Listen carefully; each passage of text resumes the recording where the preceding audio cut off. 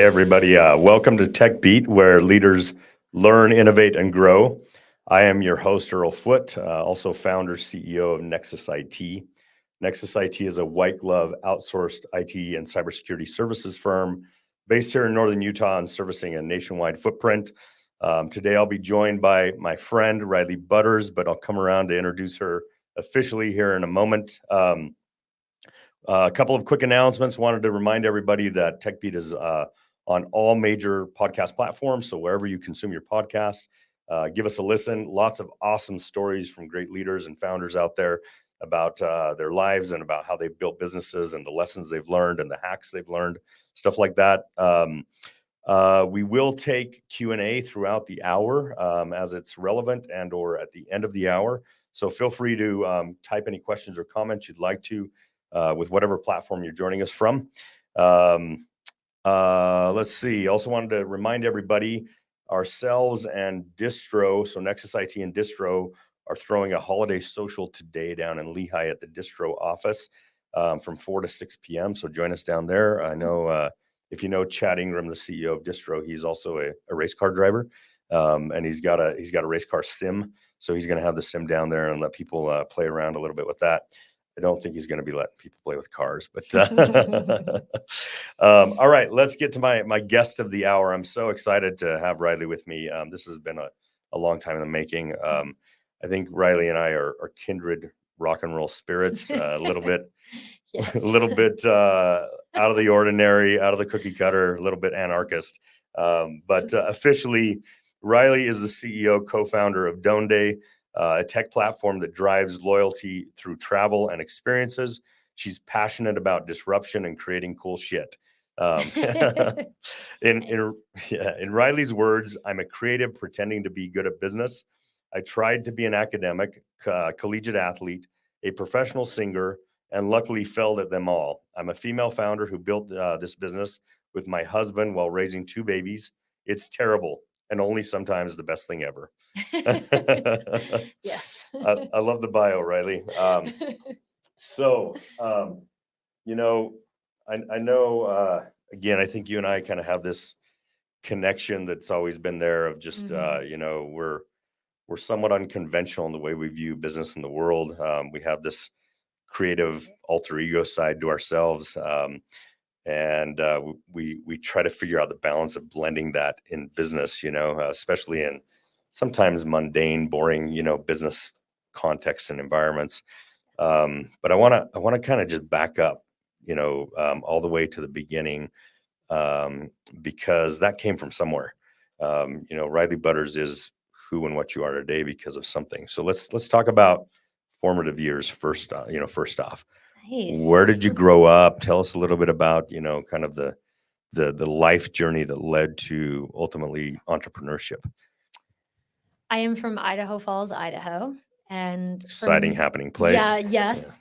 But it's so funny because whenever I say that, like if someone asks me where I'm from, and they're like, "Oh, I'm from Idaho," and they're like, "Where from?" And I'm like, "Idaho Falls."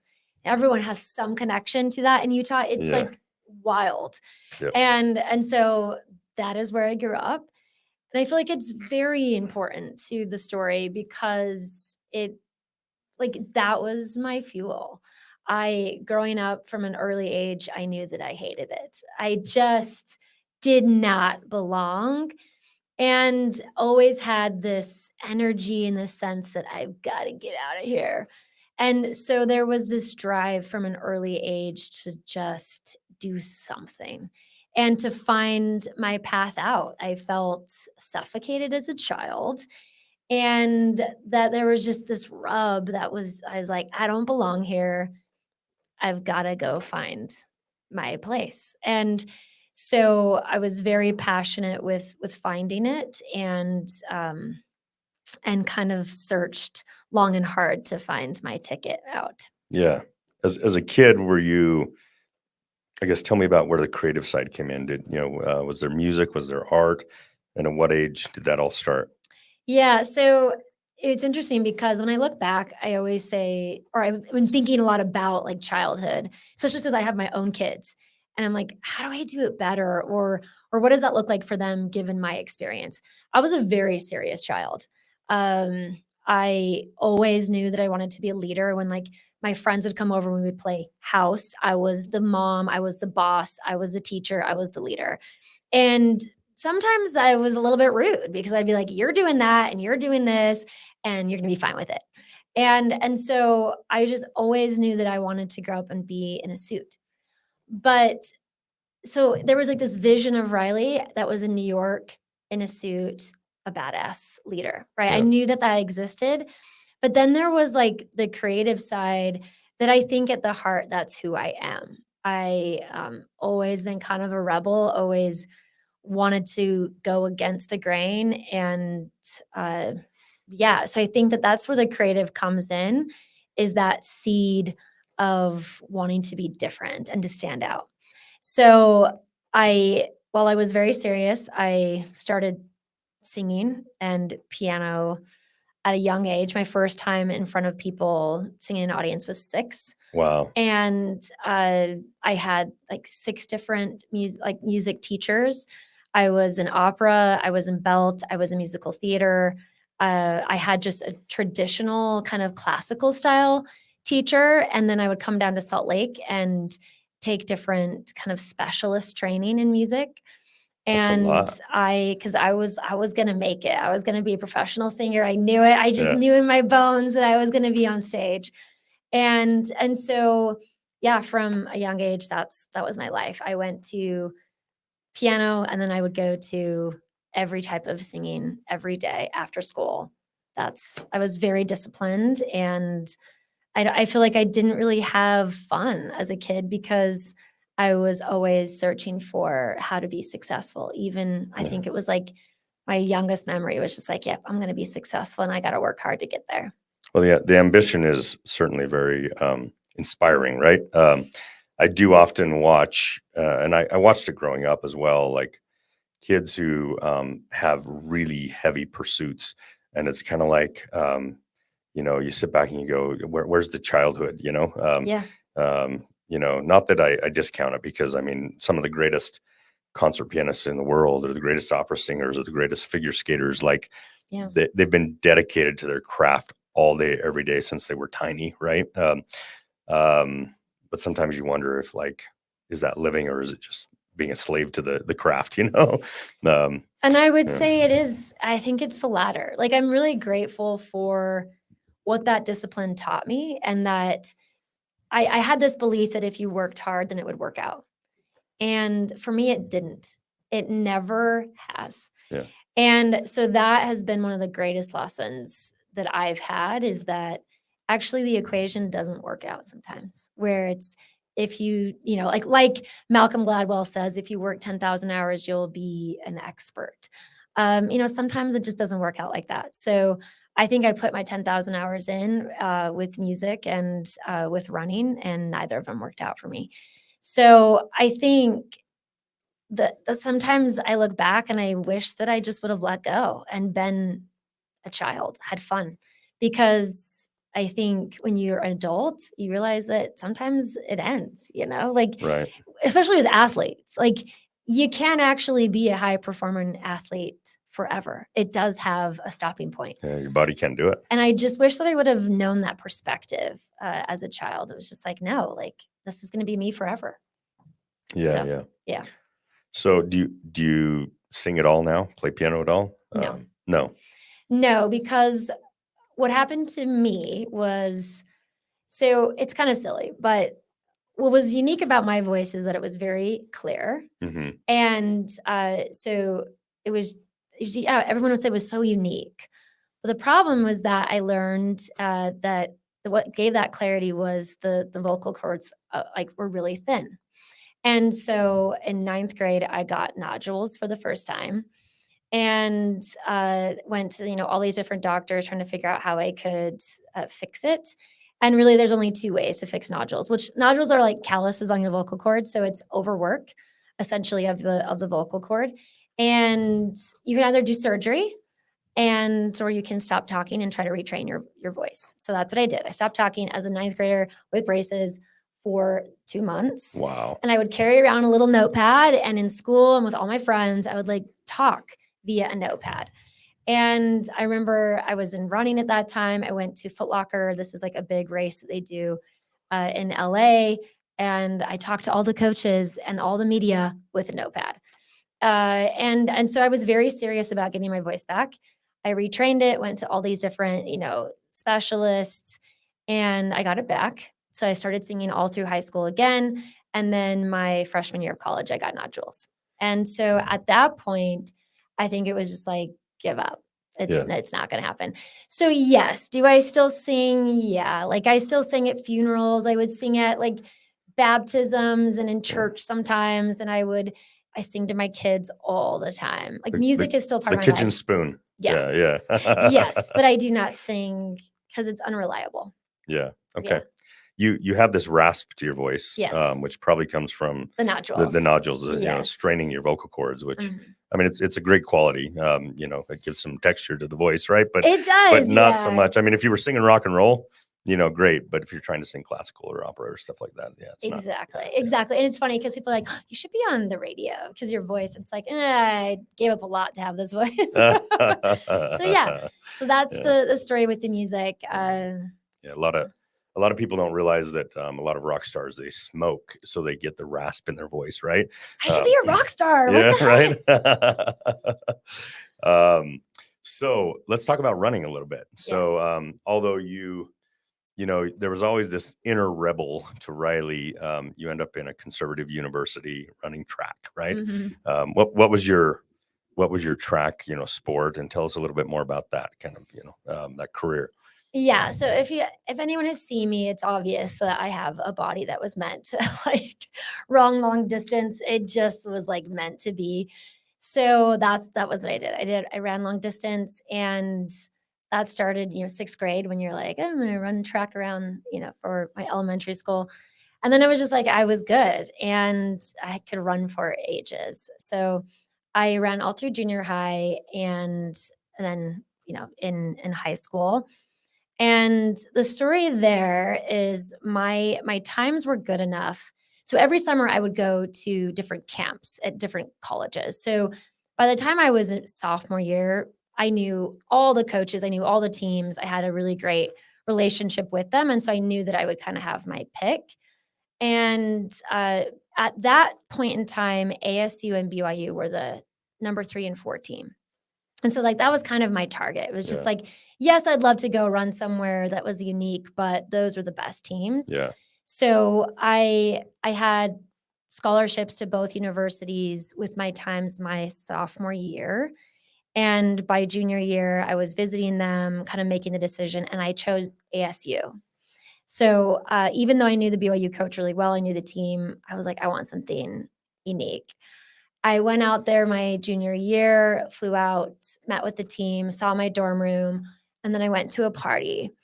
And that night I was like, no, I cannot do this. ASU, ASU has the reputation it does. Sure. BYU and ASU could not be further from each other. Right. And I got culture shock. Yeah. I grew up Mormon in a small town, and I was like, oh my goodness, I need to go to BYU. Called the coach up and said, please, can I come back to BYU? He set me up in the dorms, and I found myself there in August of 2005. So that was kind of the journey to BYU. It was funny because I always say, like, I wanted to go far away, and I landed in Provo, Utah, which is basically the same thing as Idaho Falls. And all my friends were there, and my boyfriend was going there. It was just like, it felt like home. Yeah. So that's why I chose it.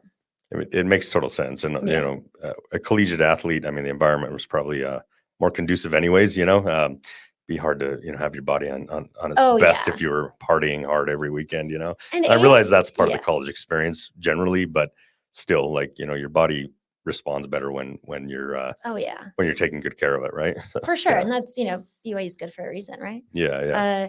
And so it's funny because ASU I went there in the summer and it was so hot. I was just like, okay, let me take me back to the mountains, take me back to the climate that I'm used to. So it was just BYU was comfortable and safe. So it was a good choice. But what I say that nuance and detail there was I got in with my sophomore times. So junior year, something happened. I don't know what it is. I look back, there's a lot of different answers, but I was running my cross country season junior year, and all of a sudden I went from first to 8th and then 15th. And even though I still qualified for everything because of just kind of hitting at that caliber, you always kind of are there. I was not good. It was, I don't know, it was like there wasn't enough oxygen in my muscles. So I remember the race where I was running up a hill, cross country, you run on different terrain. And I remember feeling like my body cannot do this anymore. And I lost and I kept on losing. And it was embarrassing. It was awful to go from like knowing that I could win every race to um, just feeling that my body had given up and then that it was betraying me. So I would say that my body betrayed me both in singing and in running. Mm. So I basically sophomore or junior year never won a race, both in track and cross country. And then senior year, I kind of got it back. There was like glimpses of the former Rilee, but by the time I got to BYU, I ran there for 6 weeks and then I quit. So Wow. yeah, Okay. it was like I was so embarrassed and depressed, honestly, about Yeah. what was happening that I just walked into the coach's office one day and said, I can't do it. Yeah. So he said, you always have a spot on this team. Mm. Take a break, take the year, see what you can do to kind of recuperate. I gained a ton of weight, ate everything I could possibly do. I retrained that summer, and then I walked onto the track for the first practice of my sophomore year and was like, I'm done. So Yeah. I never did it. And so I don't really say I ran at BYU because it was 6 weeks. I Okay. literally had 6 weeks of practice running with the team and then knew that I think it just wasn't in the cards. Very short stint. Yep. So, these early kind of years, I mean, these are formative experiences, right? Of like, I'm challenging myself. I have ambition. I'm challenging myself. I'm trying to build the best version of myself and do ambitious things, right? Yeah. But you face challenges, right? And it's so the parallels to building businesses. Hmm. It's um, I tell people, like, if you wanna go mad, try to build a business. If you wanna try to do one of the hardest things you'll ever try to do in life, and it's not the hardest, but one of the hardest that you can ever try to do in life, try to build a business. If you want a new challenge every day, a brand new crisis every single day, Hmm. build a business. Um, but those early years probably taught you a lot of resilience, Hmm. a lot of, get back up and go for it again, even though, ultimately, they didn't work out, but I'd imagine there were some lessons you took from that. Yeah, I think when I thought about starting dónde, because of those experiences, I knew I was up for the task. Like I was like, I can do anything. Because by the time I was 21, I had redefined myself so many times over and picked myself up after crashing all the way to the very bottom. And so I think when when I looked out and I said, "Can I start a business?" It's like, "Of course I can start a business because I've done hard things and I've failed and I have tried over and over and over again." And so it felt like it was possible, and that's why it didn't scare me. Yeah. Now, looking back after doing it now for the last 4 years, uh, it was just as hard as all of those other things that I had tried and failed at. And so it's interesting when you look at just, like, the choice to do something. They always say, like, "If you knew how hard it was, would you do it again?" And I think each one of the things that I've tried, yeah, of course, I would do it again. But sometimes you have to take a step back and be like, "I don't know." It's tough. Yeah. It is tough to have, consistent failures and to not win. Yeah. I think, right, when you're ambitious and you're competitive, the idea is that you're going to win and that eventually at the end there will be a medal and there will be a cheering crowd. And I think with business, sometimes it always isn't like that. Yeah. So, yes, it is a consistent redefining and trying to figure it out and ultimately win. Those cheering crowds are often few and far between. Yes. Sometimes you get the accolades and, sometimes you have the big wins, right? But there's a lot more of just being in the thick of it, Yes. just banging your head against the wall every day and trying to, iterate your ideas and pivot and try different things and figure out what works and what doesn't. You said something interesting that, personal experience just from this last week. My middle son, my 22-year-old, graduated Marine boot camp on Friday. Wow. Yeah, hardcore experience, right? And I asked him two questions. I asked him, if you'd known the reality of what you were going to go through for 3 months, before, would you have done it? And he said, no way in hell would I've done it. And I said, okay, but answer this question. If, if you knew it would take going through that to be the man you are today, 3 months later, would you go through it again? He's like, absolutely, Yeah. 100%. I'd go back and do it again right now. And so it's just I think we at times as founders get addicted to um, the adrenaline and the rush of um, there's always got to be something to solve, a problem to solve, and there's always got to Right. be a mountain in front of you that you got to figure out how to scale, right? And consistently every day figuring out how to be a different and better version of yourself, right? Mhm. Because that's what it takes. Like, to be successful, you're the bottleneck. You are what hampers your company from being able to, have success. Of course, you need a good product with product market fit and stuff like that. But in the end, if you're leading the charge, it's your capability to do that's going to, determine success or not. And so, at least for me, I think sometimes you get addicted to that. This is really, really hard, and there are days where I just want to break down and like give up, right? Yes. Um, but every day you get back up, you get yourself out of bed, you dust your knees off, and you go back to the fight, right? I don't know what's your experience been like with that. So many things. So I was having breakfast with a advisor slash friend, and we hadn't seen each other in a while, and so we immediately jump in and say like, how are you doing? How are things going? And he said something that was really interesting. He said, I started my business about 10 years ago, and the first 8 or so years were really fun. It was really hard. It was difficult, but it was fun. He's like, with the last 3 years since 2020, uh, I feel like I haven't had any fun. I feel like the last 3 years have not been any fun. I said, what's funny is that I started my business 3 years ago and it Hmm. hasn't been any fun. Yeah. I'm with you. Mhm. And so I think, I look back on the journey of starting.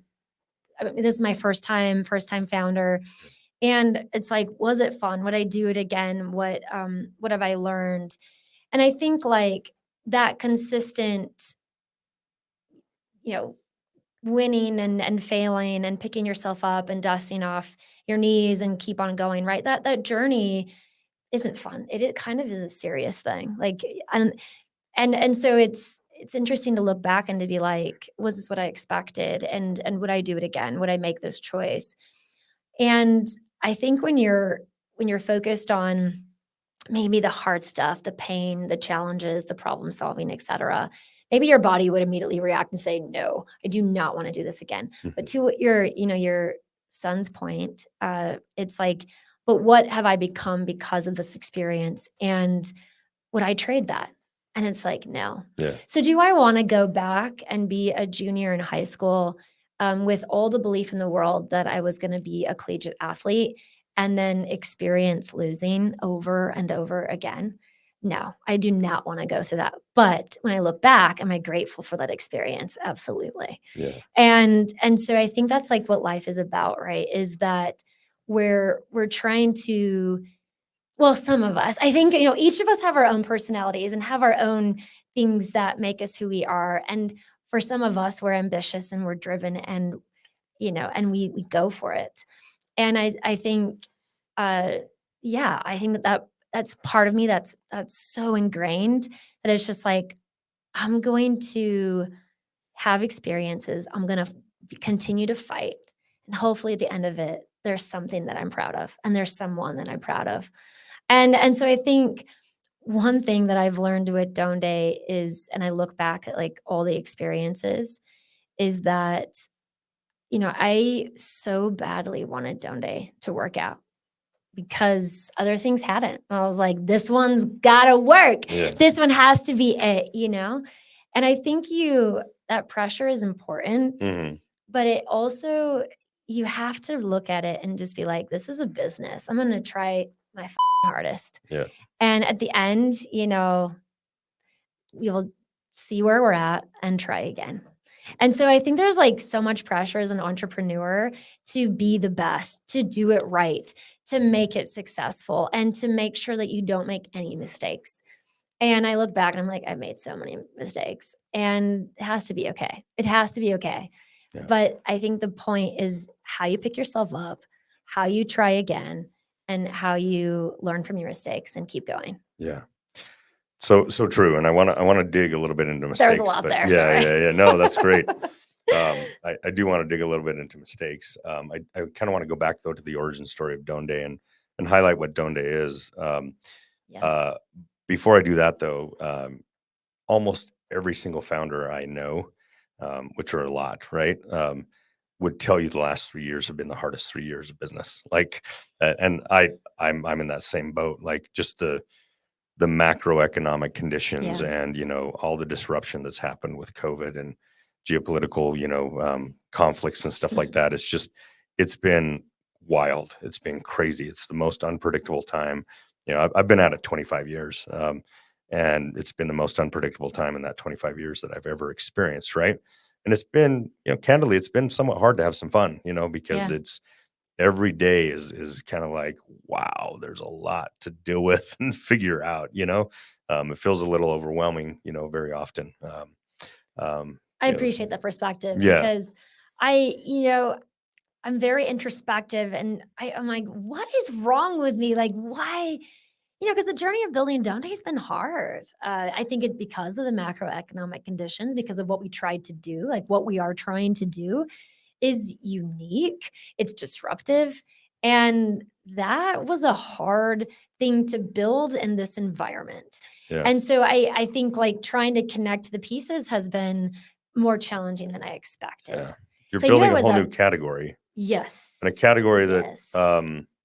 in cash rich times, maybe call it, 2016, Mhm. 2017, 18, like, would have been different, right? Yeah. But started in 2020, Yep. different story. So let's talk about that. So another thing that you and I share is this crazy wanderlust to go experience the Mhm. world, right? Like, this calling to go see and feel and experience everything that's out there. And I know that's kind of where the birth of dónde came from, is your love of travel, your love of culture and gastronomy, and just going out and like expanding who you are, right? So let's talk about that. Let's talk about where did the idea come from, and how did you go from idea to actually starting something? Yeah. I apologize if people have heard this story because, it's the same story. But we'll go there because that is the origin. So, um, I think the way that I look at growing up in Idaho, it's kind of like there was a box and I wanted to get out of the box. I didn't have that experience until I found myself in India my sophomore year of college. And walking off that plane was me literally busting open the door of that box and being like, "Oh my goodness, the world is."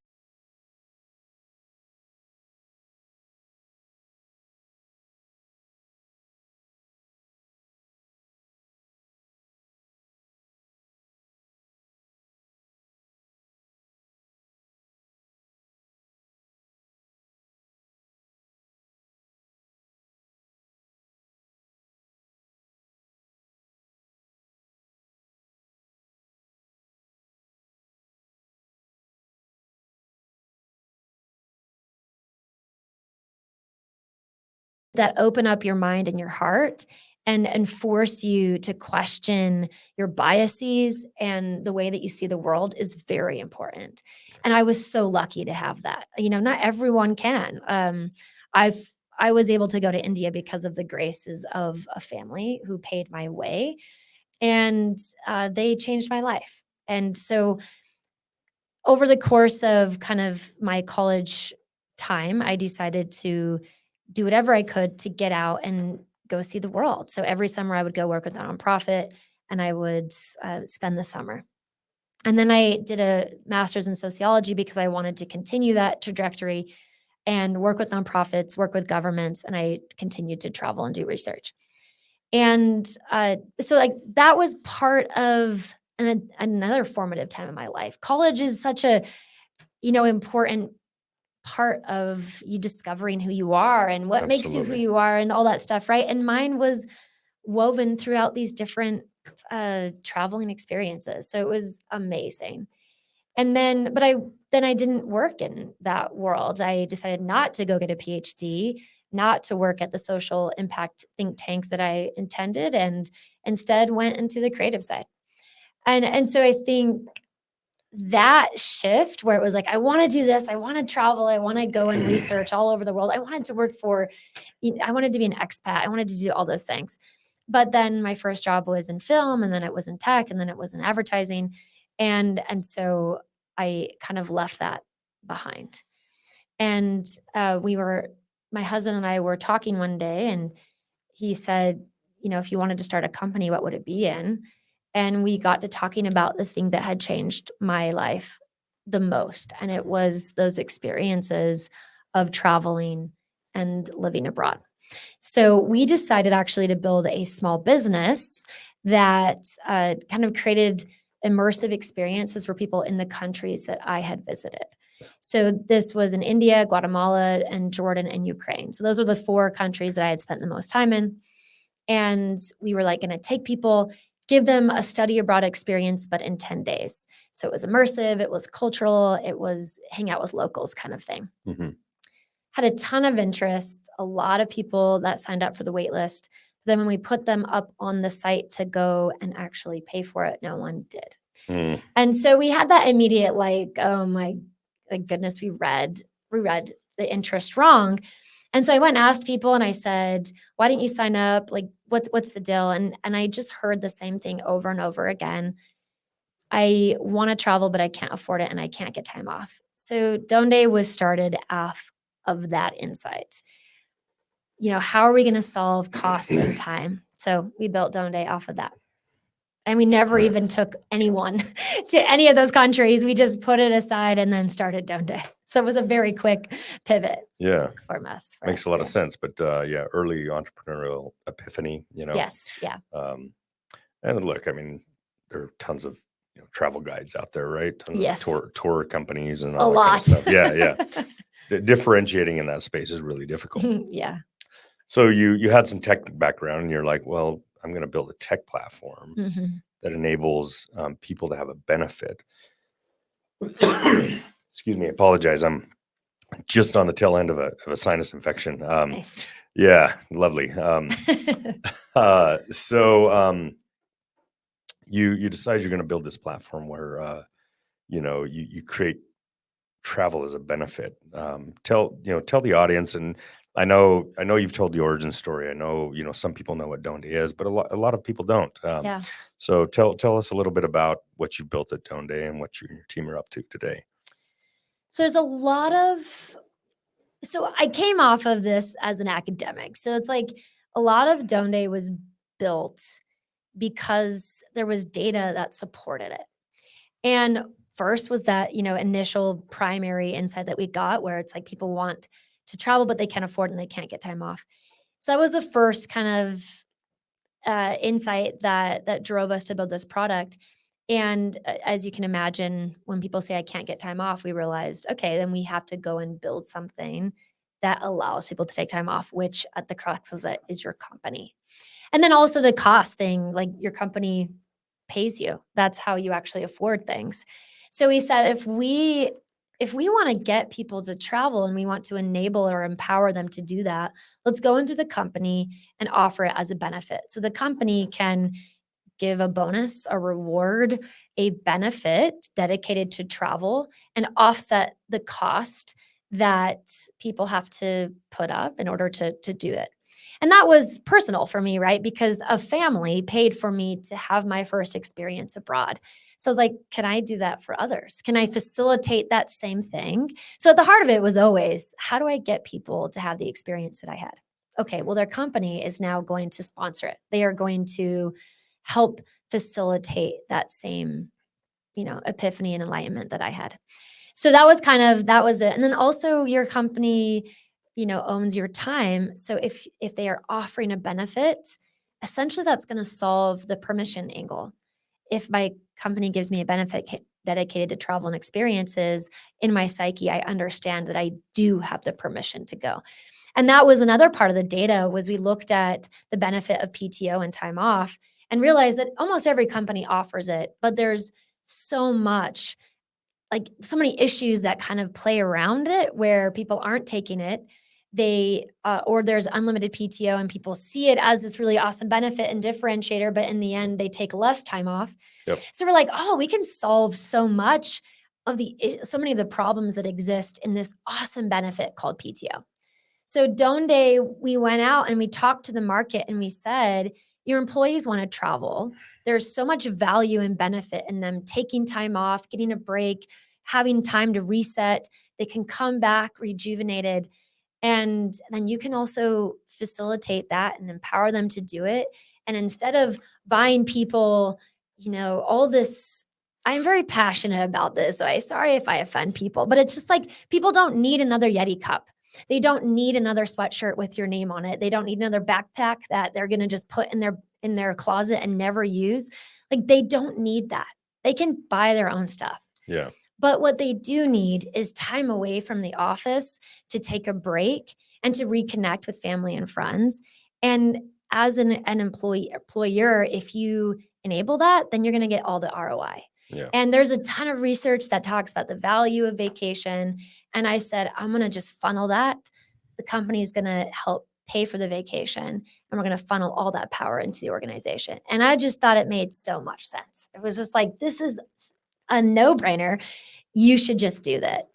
The problem has been companies take a long time to change, and they have their set ways. Yep. They have their expectations. They think that actually time off isn't a good thing. And so we've had to battle every single day to change people's minds towards that thing that I thought was a no-brainer. Yeah. So yeah, that's been that's what we do. That's why we do it. And then just the initial opening of the bag on the challenges that we face. Right. There's so much there, right? Yeah, sorry. No, it's all good. No, this is great. Lots of really great nuggets and a good conversation. I think the other major benefit for me, in my own personal experience and what I see in other people, and this is, the type of experience that you've had as well, is traveling abroad expands your worldview. It makes you a different person. Yes. And generally it makes you a better person. Yes. It expands your horizons, and for me, I think people that have, exposed themselves to other cultures, and challenge their own paradigms, I think about, like, I'm re-listening to the four agreements right now. And I don't know if you ever listened to that book. But you just think about, kind of the principles in that book and, challenging the paradigms that we're kind of taught and programmed with, specifically, growing up here in the Intermountain West, in the United States, right?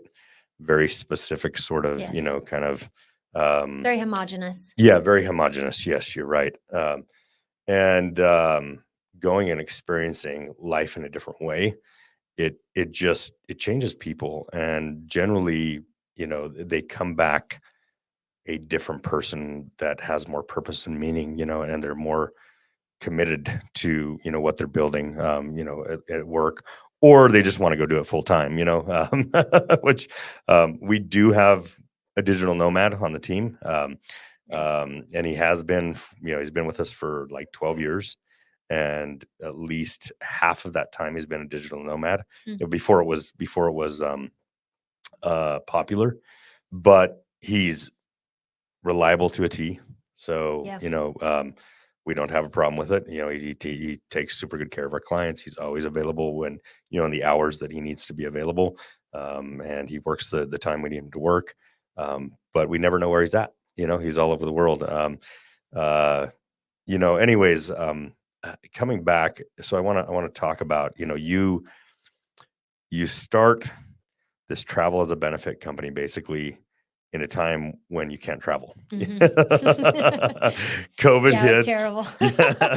COVID hits and suddenly you can't travel. And Yeah. okay, a lot of businesses in the US and even abroad got cash rich for a moment on Mhm. government incentives, right? But then, of course, now we're paying the consequences of feeding false money into economies, right? And the inflation that creates and the correction cycle, right? And so here we are in a time where most businesses are cutting budgets like crazy, particularly fringe benefits and all that kind Mhm. of stuff, right? Um, so let's talk about, we've got about 20 minutes left, a little shy of 20 minutes. Let's start talking about some of the challenges and some of the mistakes and, what have you learned in the process? What what are some of the hacks and what would you teach other founders, about your journey? Yeah, well, let's start with the fact that we started a travel company in 2020. So I think when I made the jump into entrepreneurship, right? Because I think that's such a moment where you're like, I'm an employee and I'm working for someone, and then I'm just like one day I'm gonna be like, I'm gonna build a company. And it was like I loved my job. Uh, I worked at an ad agency here local, and that was my family. I loved them so much, but there was just this like bug inside of me that wanted to start something and to do this in dónde in particular. So I quit my job December of 2019 and was so excited. It was like I don't know. I remember like having this like vision that was just like it's gonna work out. Everything is gonna be fine because I had the team. We had some initial investors that allowed me to quit because I am not independently wealthy, and I had student debt, and I had a mortgage, and I had my first kid, and so I had to take angel investment in order to even think about starting a business. Mm-hmm. It wasn't feasible for us to do that. So we took money. So I had that money. I had good advisors, and I had that excitement and kind of that naivete for 3 months. So we started or incorporated the business January 27th of 2020. And we went Silicon Slopes, the tech summit Impeccable was, timing. yeah. Yeah. I remember Silicon Slopes was January Yeah. at that point in time. And we all got COVID at Silicon Slopes. Yeah, I think so. Actually, I think yeah. so many people actually did. It's so funny. Our whole team got sick and nobody knew what it was. Like, That's so yeah. funny. And it was like those dates, January 28th, Yes. 29th or something like that. Yes. Yeah. Yes. Yeah. So I remember walking the halls and being like, I'm an entrepreneur. I'm starting this business. Isn't it incredible? And we had so many people be like, this is genius. This is brilliant. Like, good for you. It felt so good because I was just like, we've got it. Like the idea, everything. And then 3 months later, it was just like, this is the worst thing. And it was the worst thing for a lot of people. We are not unique. COVID hurt s- everybody in every way. But it felt so like kind of you moment where it's just like you started a travel company and haha, no one can even get outside their house. Yeah. I was just like, oh, okay. And so from the moment, like my first 3 months, I had to realize what it felt like to immediately hit rock bottom and somehow pick yourself back up. And so we did. I remember listening to a podcast by Brian Chesky, the CEO of Airbnb, and he said something that just struck a chord and was just like, it's going to be fine. And he said, travel has rebounded after every major disaster, after every war, after every recession, after every downturn, after 9/11. It has rebounded and it will come back. Just hold on. Yeah. And it was like, I felt like he was speaking to me because it was just like, can we even do this as a small startup? So thankfully I had the cash from that angel investment. I was able to continue working full time on Dónde. And that Dónde, we're kind of, I feel like, known for the product that we built. And the thing is that the reason that is the way it is because we had 18 months to build a product because we couldn't go to market. Yeah. There was no market to sell travel as a benefit. So from January of 2020 to April of 2021, we built. And that's why we launched with an incredibly robust MVP. And that's why we are a product company, because we had nothing to sell. And so that was an interesting thing. When I look at like the template of the way that you should build a startup, we did everything wrong. One, I think female founder was just incredibly difficult to do.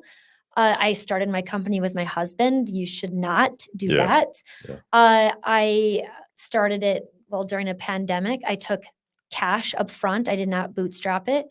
I built product before we ever had our first customer because we had no other option. Mhm. And then I raised additional capital because I needed a team to run the product that I had built.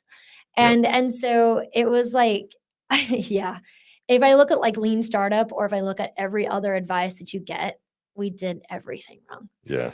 And I think it was just because what was in front of us. And that's part of pivoting. And that's the journey, is to try to make it work with what you're given. And so I feel like Dónde has been a constant, like ping, ping, ping, ping, ping, ping, ping, ding, ding.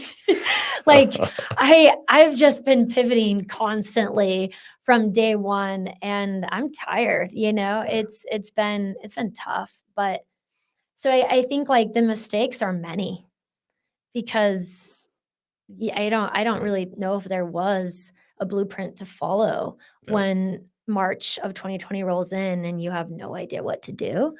And so I've just been kind of running by the seat of my pants.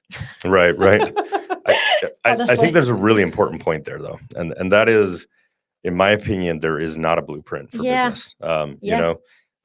You can read all of the the great best practices books out there, all the formulaic models and all Mhm. that kind of stuff, and models like lean and all that stuff. But the reality is like every business is different, every market's different, the industries are different, the circumstances of the market are different at any given time, and um, there's no one formula, there's no one size fits all, and that is where I think the success comes for for crafty founders, is like you have to consistently just assess where you're at, what's Mhm. working, what's not working, lean into what's working as long as it does, right? And pivot what's not working, iterate it Yes. all the time, and that's, one of the biggest challenges for us in our industry, in an industry that doesn't change a lot other than on the cybersecurity front, right? That's always evolving at a very Yeah. quick pace.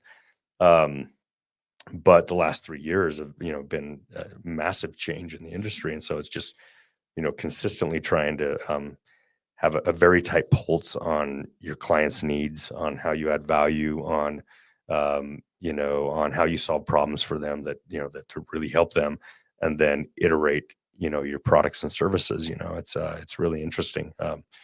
I think that would be the job description of a CEO, is can you have this vision and then adapt consistently to what you are seeing in the market? Yeah, And I didn't know that. But I think, as I look back, it's just like, yeah, I was built to do that. I redefined myself. I redefined the business over and over and over again. So, yeah. yeah. So when COVID hit, did you have any sort of major pivot, or was the decision, let's just go build a product that's going to facilitate the service that we're going to offer, and then once travel's back, we'll go ahead and kind of launch. What was the Yeah, approach? that's a good question. As you were asking, I was like, whoa. So the initial idea was always there. And I think when we started, we had so many people be like, that's an amazing idea. How did you think of that? Or this is gonna work. Like I had so much positive feedback on the idea, and it felt so right, like to my very bones. It was just like, this is it. Like we're going to, we've got the path, we know what we're going to do. So there wasn't a major pivot on the idea. It was just the path to it. So, and I look back and I'm like, interesting, should we have pivoted way back then? But no, we just built product. We didn't sell to anybody until we felt like the conversation was shifting. People were starting to feel more comfortable, and we launched when the vaccine went live. Okay. So it was very intentional. It was like April of 2021, the vaccine was available and people were going to Mexico. I think our first trip booked was Mexico. Okay. So yeah, it felt like, okay, the world is ready to open up, and that's what we did. So no, there wasn't an initial pivot on the idea, just the way that we built it. Yeah. Well, I do want to get to kind of your major, kind of epiphanies of your founder career so far. But before we get there, just, I know you guys are doing a little more than just travel as a benefit at this point, right? Yeah. You have iterated the platform a bit. So tell the audience a little bit more about what you're up to. Yeah. So it's been challenging to sell travel as a benefit because I don't think the market was ready. Like, of course, there are some innovative companies that we work with, and thank you. Our customers are amazing, and we have a ton of success. Like our users love it, and the product that we've been building has iterated and changed, and I think we've met our users' expectations as we've adapted the product. So we've become very fast and good at building product. But and so with that, all of a sudden, when I kind of just felt like it was going too slow, growth wasn't as fast as we needed it to be, I looked at what do we actually have, and we had a good product and we had a marketplace, and there really isn't a lot of competition in that space. So in August, I went out and looked at who would actually want this product and marketplace. And we've drummed up a significant amount of partners that are looking for a consumer grade travel marketplace to tap into. And so our recent conversations and our trajectory forward is to fuel that. So while we will continue to sell travel as a benefit and support businesses in their desire to give their employees an incredible differentiating benefit, we will also utilize the platform for others. And that's why I said in that initial blurb, we've changed it now from dónde is travel as a benefit to dónde supports loyalty through travel and experiences. So we're kind of tapping into the loyalty space. How do you drive loyalty? How do you give people something that's the best gift ever, which is travel? Yeah. And so that's kind of what we're playing right now. We also just launched our friends and family, which we've heard for the last 2 years. People say like, well, can I invite, like, do you only go to businesses? Can I invite my friends? Can my family come and join dónde? And we've said no, because we're only B2B. Yeah. And then we realized, well, like, why?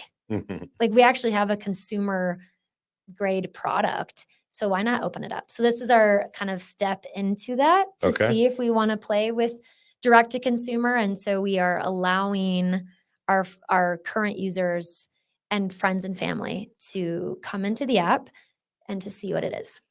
So that's cool. new. We just launched it this week. It's been really fun. Congrats. Tons of exciting kind of people interacting with it, and it's been good. So yay for the holidays. Yeah. Well, it's a good time. Hopefully there's hopefully you have some gifts that are given right through the platform over the holidays. That'd be super cool.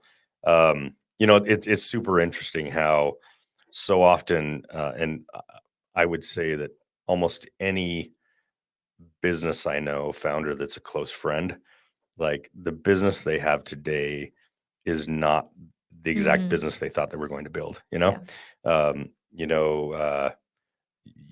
meet different circumstances. You have a hypothesis on product market fit. You have a hypothesis on what you think is going to work, and this idea that is going to revolutionize and change the world.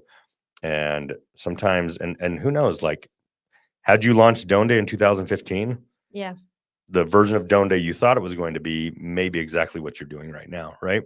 But current circumstances have caused you to, step back, take a look at it again over and over and over again and iterate. But that's that's what it takes, like to be in business, to continue in business, being scrappy, being creative. Yep. Yeah. And I would say, like, one of the lessons I've learned is what you just said.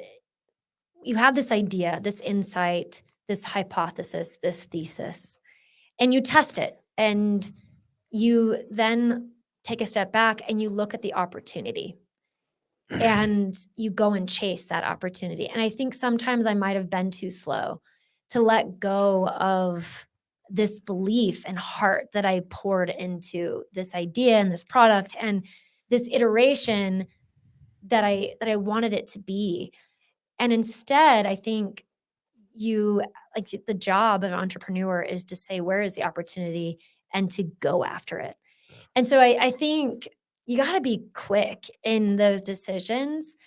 So I think we're there and we're gonna, find the right path forward. I wish I would have done it a little bit sooner. Yeah. It's just to been like, can I be fearless in that pursuit of opportunity? And I think, if I do this again or something, I need to figure out how to make sure that fear isn't this underlying motivating. Motivator, yeah. Because it has been my constant companion and I'm so sick of it. I'm just like, go Yeah. away. Yeah. Like, let me just, like, that's why I have brave tattooed on. I literally have it tattooed on my freaking body because it's just like, I need that constant reminder that it's like, instead of being fearful, be brave. Yeah. And I think with Dónde, I should have just taken the brave path sooner. It makes sense. Yeah. Makes sense. And by the way, fear is always a challenge for all of us. I mean, again, I'm 2.5 decades in, and I can tell you I deal with it every single day. Yeah. I'm still trying to figure out how to triumph over it, on a daily basis. Right. But that's, it brings me to this thought of, as a founder, you have this dream that oftentimes you have to be flexible with. Yes. Like, Yeah. you can't be so married to the original vision that you can't adapt that vision to what is actually going to work, right? And especially when you've built a company, you have employees, you've used other people's money, right? And the pressure's on to make something work, right? It's hard to just close the doors and say, well, we gave it a good try, but that thing we thought was going to work isn't going to work, and so we're going to just, we're going to fold it up, right? Yes, and I think the dream word is interesting because as a entrepreneur, you are a dreamer. Like, I think that's like one descriptor that I would attach to myself. I'm a dreamer. Like, I have so many dreams, but I think Dónde to me was like the dream. It was like the one that was just going to work because it made so much sense. But I think you're right. One of the things I've learned is just that, like, you need to be able to continue to dream, but to know that it can change, it can alter, and it's still good. It's still, I guess, right. And so that's okay. Change is okay. Yeah. And sometimes it's hard to let go of that. No, totally. It takes a total growth mindset, and just this commitment to, evolve your vision, based upon what does or does not work. Evolve your hypotheses, experiment, and figure out what works, and then lean into what works. And sometimes what works today is not going to, again, 25 years in, you can tell you what was working for us 12 years ago is not what works today. It's different, right? And even what worked 36 months ago is not what works today. So, Rilee, we're about out of time. I want to say, thank you. This has been a fun hour to, sit down and just riff with you a little bit. It's been insightful. I think you're very inspiring, founder, and your story's fantastic, and the way that you lean into the story, I really like it. So, any final words of wisdom you want to share with the audience before we wrap? Oh, I don't know. I didn't think about anything final. No, I think, as entrepreneurs and as leaders, it's important to lead with confidence and to, like we said, kind of let go of that fear or learn how you can use it and just go for it. You know, people always ask me like, what was the thing that, kind of pushed you over the edge? And it was just because I believed that I could do it and I just tried. And I think that's it. Like as Yeah. an entrepreneur, you just got to keep going, keep trying, even if you fail. There will be wins along the way, and that's worth it. So Believe in the vision, the dream, believe in yourself, your team. yes, Yeah. And keep trying. and keep going. Yeah. Yeah. Makes a lot of sense. Good words of wisdom. So we're going to wrap. Really just wanted to quickly remind everybody, Chad Ingram, founder CEO of Distro, will be on with me next week. Actually, I think the 21st, if I'm not mistaken, same time, noon. So keep an eye out for that podcast. Check out Rilee and her team at Dónde. Yeah. Where can they find you? Our website is dónde, DONDE.com. All right. Awesome. So go Yeah. check out godonde.com. Or, Instagram, LinkedIn, we're all over the place. All the So, thing. Yeah. All right. Cool. Thank you, everybody, for tuning in. We appreciate all of our guests. Have a wonderful day, and we'll talk later.